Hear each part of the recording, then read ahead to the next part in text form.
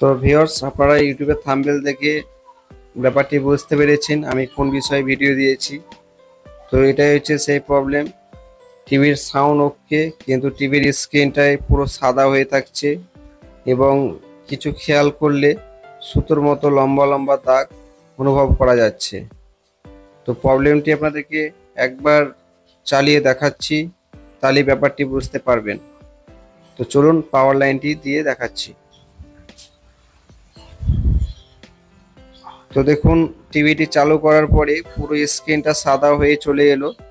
টিভির সাউন্ড শোনা যাচ্ছে, কিন্তু সাউন্ডটা আমরা কমিয়ে রেখেছি। এবং মিডিলে খেয়াল করে দেখুন, একটা মানুষ দাঁড়িয়ে আছে, কিন্তু সেই মানুষটা ভালোভাবে চেনা যাচ্ছে না। তো চলুন প্রবলেমটি আমরা দেখে আসি। তো ভিডিওটি শুরু করার আগে আপনাদের কাছে একটা অনুরোধ, যারা আপনারা এই চ্যানেল থেকে এখনো ভিডিওগুলি দেখছেন অথচ এই চ্যানেলটি অনেকে সাবস্ক্রাইব করেননি, তাদেরকে বলবো প্লিজ চ্যানেলটি সাবস্ক্রাইব করবেন ও পাশে বেল আইকনটি অন করবেন ও ভিডিওতে অতি অবশ্যই একটা লাইক করবেন। তো লাইক করলে আমাদের মনে আরো উৎসাহ জাগবে। তো চলুন ভিডিওটি শুরু করি। তো এরকম সমস্যা হলে প্রথমে আমাদেরকে আগে যে জিনিসটি করতে হবে, ইএসটিতে দেখবেন আগে যে দুটো ভেরিয়েবল ভলিউম আছে, এ দুটো আপনারা একটু কমিয়ে বাড়িয়ে দেখবেন। অনেক সময় এখান থেকে যদি এক একটা অ্যাডজাস্ট করলেও এই প্রবলেমটি ঠিক হয়ে যায়। তো যদি প্রবলেমটি এরপরও না ঠিক হয়, তো আমাদেরকে দ্বিতীয় যে কাজটি করতে হবে, দেখুন এখানে একটা কন্ডেন্সার দেখছেন 250 ভোল্ট 10 ইউএফ খারাপ হয়ে গেলে এই প্রবলেমটি আসতে পারে। তো আপনারা এখানে দেখবেন 150 থেকে 180 ভোল্টেজ আপনাদের এই ভিডিও বোর্ডে আছে কিনা। তো যদি এখানে 150 থেকে 180 ভোল্টেজ না আসে থাকে, তাহলে আপনারা এখানে যে জ্যাকগুলো দেখছেন, এই জ্যাকের পাশে যে কন্ডেন্সারটা আছে, এই কন্ডেন্সারটা আপনারা একবার চেঞ্জ করে আপনারা দেখতে পারেন। তো এই যে কন্ডেন্সারটি দেখছেন, এটা অনেক সময় উপর থেকে দেখলে মনে হয় যে ফুলে আছে, সেক্ষেত্রে আপনারা এটা একবার সন্দেহ থাকলে চেঞ্জ করে দেখে নেবেন। তো এটি আর একটা কারণের জন্য হয়, এই যে ইএসটি দেখছেন, ইএসটিটা যদি খারাপ হয়ে যায়, তো সেই ইএসটির কারণেও এই প্রবলেমটি হয়। এই যে দেখছেন ইএসটি, তো আমাদের তো ইএসটি ভালো খারাপ আগে পরে আমরা দেখব। তো আগে আমরা আর একটা কারণ বলে রাখি, যে দেখুন এই যে তার দেখছেন, এই সকেট থেকে তারটা আছে, যদি এখানে কোনো রকম লুজ হয়ে যায় বা তারটি খারাপ থাকে, সেক্ষেত্রে আপনারা একটু খেয়াল করে দেখতে পারেন। তো আমরা এগুলো সমস্ত কিছু আপনাদেরকে দেখাবো স্টেপ বাই স্টেপ। পুরো ভিডিওটি দেখবেন, কোনো রকম স্কিপ করবেন না। আমরা আরও চেষ্টা করব আপনাদেরকে ভালোভাবে বোঝাবার জন্য।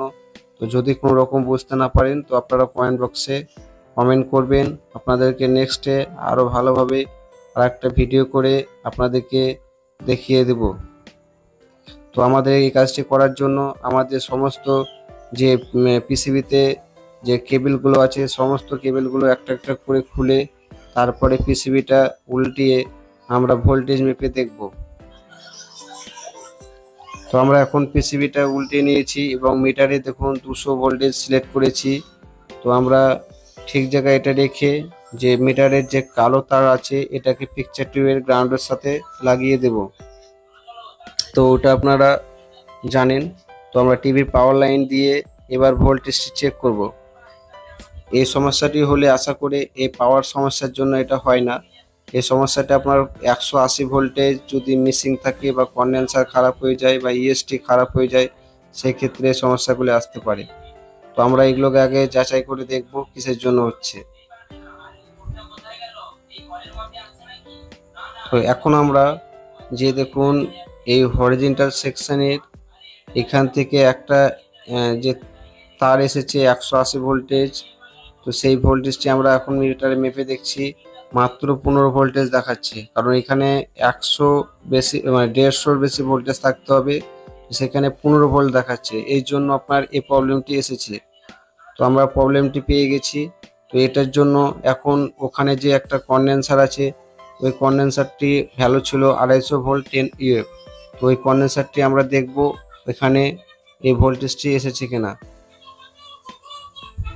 তো দেখুন এখানে আমরা ভোল্টেজটি পেয়েছি 155 ভোল্টেজ, কিন্তু আমাদের ওই যে ভিডিও বোর্ডে সেখানে ভোল্টেজটি আমরা ওখানে পেয়েছি না, যার কারণে এই সমস্যাটি আসছে।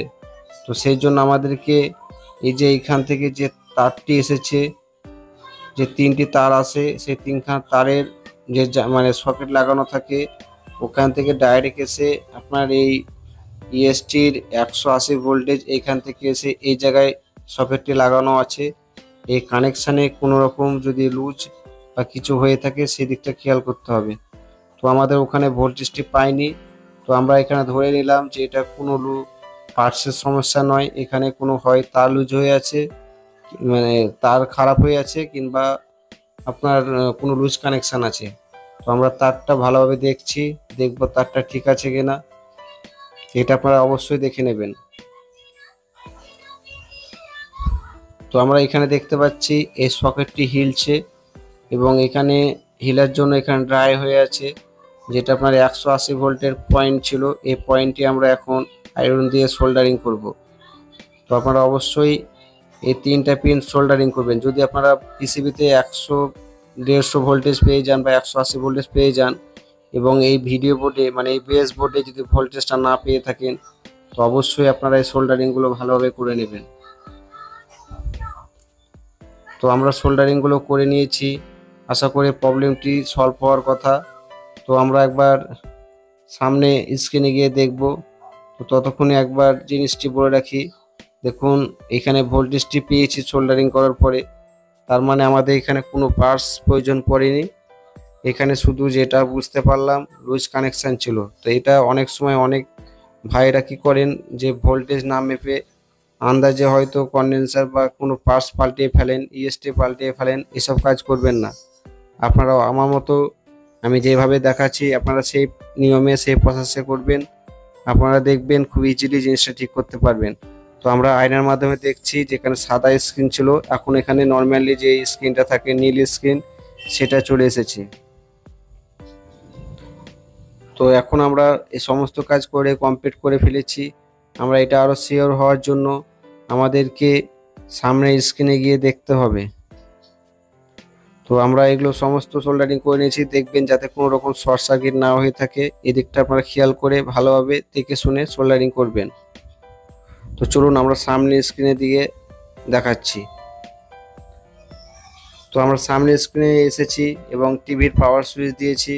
দেখুন প্রথমে এখন দেখছি নীল স্ক্রিন, যেটা কিছুক্ষণ আগে লেখা মেখা বোঝা যাচ্ছিল না। তো আমরা একবার ভিডিও লাইন দিয়ে আপনাদেরকে দেখাচ্ছি। তো আমরা টিভি পাওয়ার লাইন দিয়েছি এবং দেখুন পুরো ভিডিওটি চলে এসেছে এবং ছবি ওকে, সাউন্ড ওকে। তো আজ এখানেই শেষ করছি, আবার আর একটা অন্য ভিডিও অন্য একটা প্রবলেম নিয়ে হাজির হব। ধন্যবাদ।